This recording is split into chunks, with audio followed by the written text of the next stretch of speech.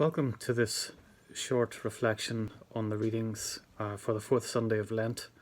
The 22nd of March was a notable day after a fast-paced week, not just in the life of the Church, but in our society too, the countries of Europe and around the world. Here, most churches were closed to the public for the first time in many's a year, perhaps going back to what was known as the Spanish flu of 1918 and perhaps even further back than that as well. The spread of the coronavirus was at the front of most of our minds, and more measures from the government to tackle its advance were put in place. These are strange, even dark times. So in the absence of being able to meet together in church, as the disciples did on the first day of the week for the breaking of the bread, as the Church has done for 2,000 years, we've had to resort to this more watery medium of online recording and broadcasting. Yet we're thankful for it and for the internet, which keeps us in touch. Those who remember the childhood game of blind man's buff at parties, something that will be put on hold with other celebrations until the crisis lifts, will recall the sense of helplessness when, blindfolded and twirled around, the sense of darkness and disorientations became complete. When light fails and our familiar landscapes are gone, we long for a steadying hand and for the lights to go on that we can see again. The Christians at Ephesus were addressed in the second reading. They had been pagans, not Jews, before their conversion to Christ. That prior status is what the author has in mind when he says, "You were once in darkness."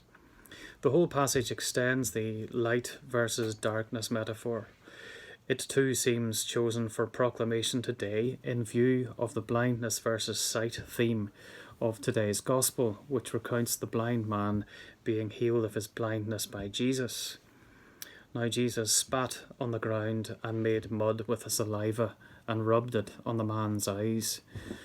Now we balk at such an action these days, but let's remember that Jesus used what was in front of him, whatever came to hand for good. He then told the man to go and wash in the pool of Siloam, which incidentally means sent.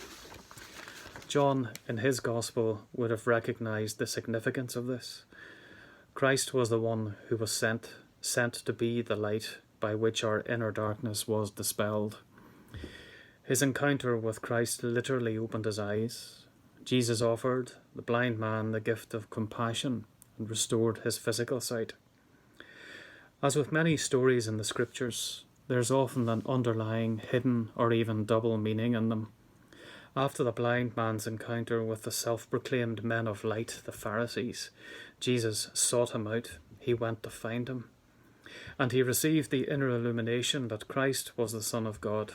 "Lord, I believe," was the man's response. We too are given light, often in unexpected and simple ways through unexpected people. It may be through something someone says or does, or a right word in the ear at the right time, an assurance that someone will be there in case you need them. In these dark times, many of us have received the kindness of others as they attempt to reach out to their neighbour. Someone once said that it's through the cracks that the light gets in. We've seen many cracks in society and in the world in recent years. You might say it was cracking up. This kindness and compassion that seems to have come to the surface as the COVID-19 crisis threatens to take hold is about helping our neighbour. In answer to the person who asked, "And who is my neighbour?" Jesus told them the story of the Good Samaritan. And we too are called not to cross by on the other side, to do what we can within our means, but unusually to keep others safe by keeping ourselves safe too. Sometimes, like the blind man, we have to go where Jesus sends us, and we may well get our eyes opened. We may well have our eyes opened to the suffering in our world in a way that we had not previously, and we may well ask why.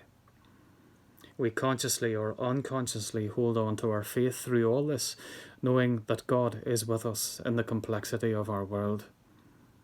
This Wednesday, the Church marks the Annunciation of our Lord to the Blessed Virgin Mary, a reminder to us of God's promise to send his Son, the incarnate Word, as God with us. So may you know his presence in all that you do or encounter this week, so you may know something of the God who said, "Let light shine out of darkness," and made his light shine in our hearts to give us the light of the knowledge of the glory of God in the face of Jesus Christ.